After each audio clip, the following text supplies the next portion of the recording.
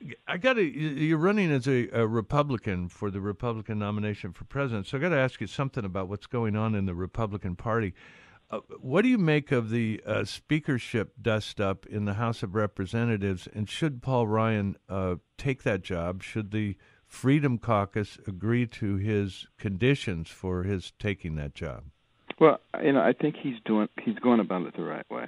He says, I don't want to do it if I can't get the supports, of all the factions. That's leadership, and that's good. So, I'm very encouraged to see that. So you support Paul Ryan? If the members of the various caucuses support him, absolutely. Donald Trump has caused controversy in the last few days, seeming to blame George Bush for 9/11. Was he wrong to do that? Well, I don't. I've listened carefully to what he said. I don't think he's blaming George Bush for 9/11. And if you ask him that directly, he'll tell you, I'm not blaming him for it.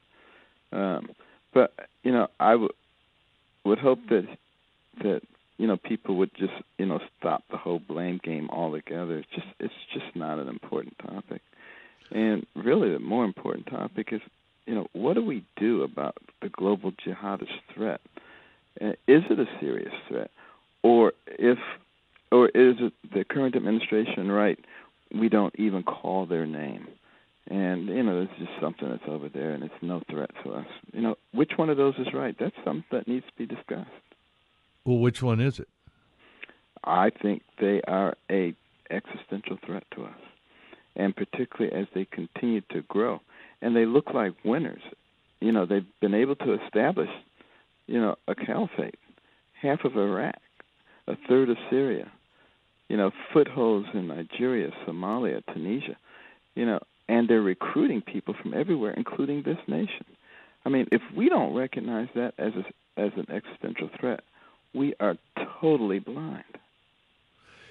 Doubling back, was Jeb Bush wrong to say that his brother kept us safe, or was Donald Trump right to challenge that?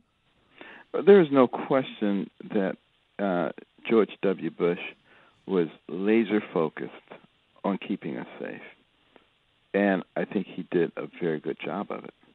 No question about that. But at the same time, I would have loved to have seen more emphasis on the budget, not allowing it to get completely out of control. Right, but when Jeb Bush says George kept us safe, and Donald Trump said, well, no, we were attacked when George Bush was president, who's right? Well, he kept us safe after 9/11. Now, unless he had telepathy, and his advisors had telepathy, I'm not aware that they ever presented to him the clear and present danger of 9/11. Was there chatter going on about, terrorist activity? Of course there was. But not the kind of specific thing that would allow you to, through executive action, prevent such a thing. So, he certainly went into overdrive after that in terms of making sure that nothing further occurred. Regardless of what one thinks of him, he did pretty darn good job of not allowing, further things to be done. I'm sure they were intending to do further things. So, I'm not sure that there's anything useful to be gained by criticizing him about that. I think there's plenty of criticism that can go around for other things, but, that's not one of them.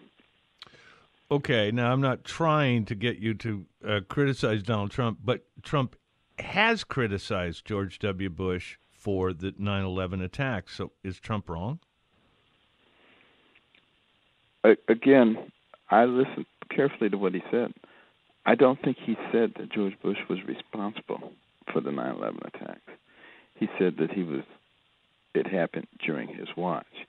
And I've seen him asked directly, was George Bush responsible? And he did not answer that in the affirmative. Right, but he said, hey, Jeb said George kept us safe. So then Jeb is wrong to say George kept us safe. But then he also came back and said, but he understands, Jeb is GW's brother. Of course he's going to defend him. And he says he doesn't blame him for doing that. So, he's trying to diffuse, what the media is trying to drum up into a big deal.